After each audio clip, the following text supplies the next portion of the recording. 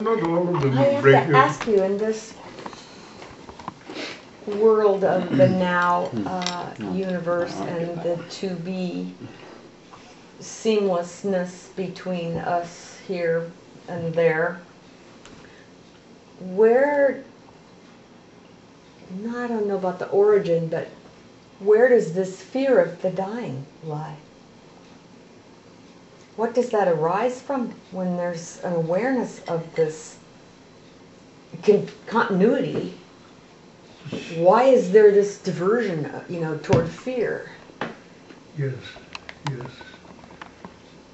I think that when you see, for instance, a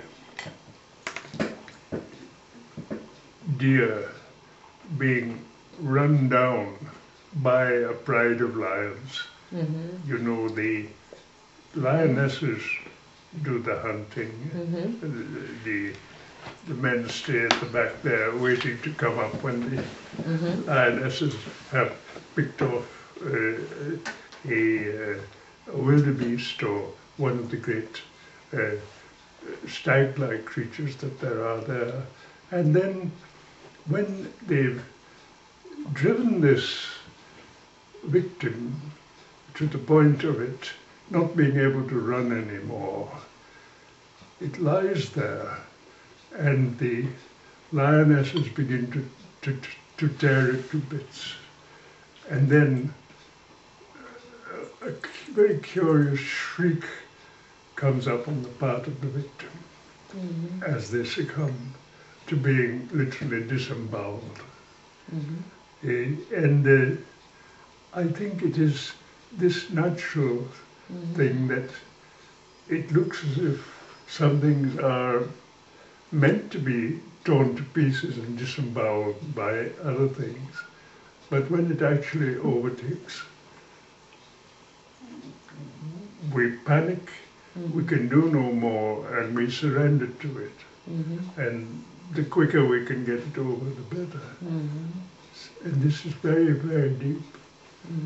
And it will not be surprising if a human being, accepted by doctor's pills, were to overcome just that brute fear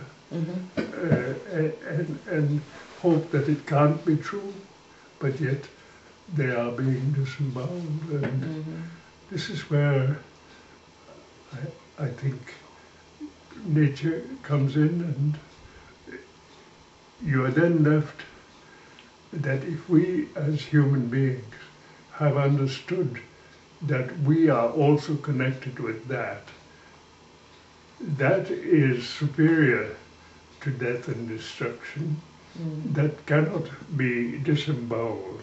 It's too alive. And if we have known that here, we will know it there. So that there is life after death.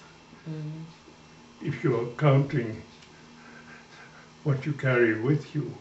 But I haven't reached that stage of maturity really to believe that, because I have known the love of certain humans and its power, because I have sensed the love of God and its power.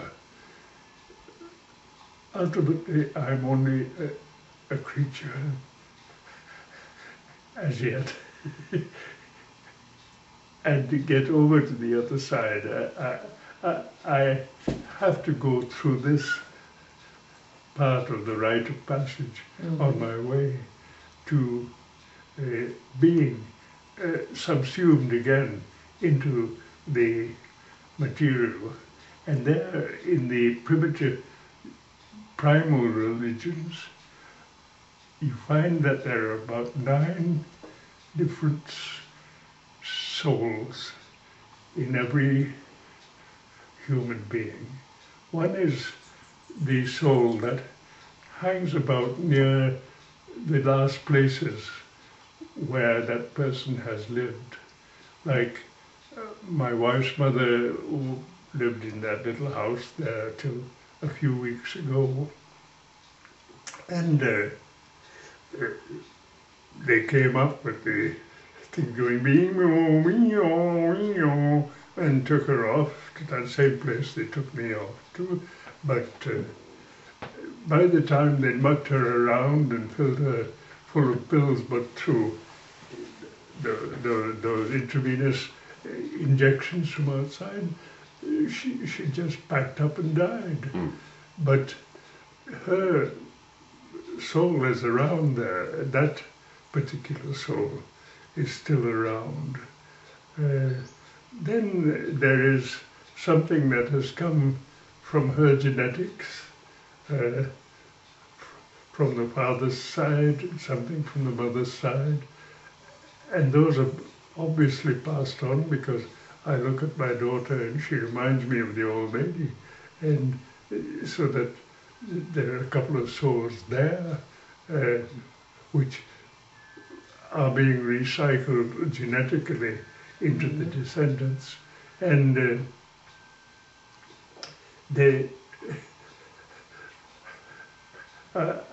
I would find it difficult, but to find all 9 of these souls for you. But that's what it is in the Ghanian Akan. There are 9. And the last capping soul that a person has is a breath of the Almighty, which has been blown into that person in the process of being in their mother's womb. Then you get the question of when does a human become a human? When is that last capping gift of spirit made? Because then you would get into the whole question of abortions, and especially some of these last questions being asked about abortion.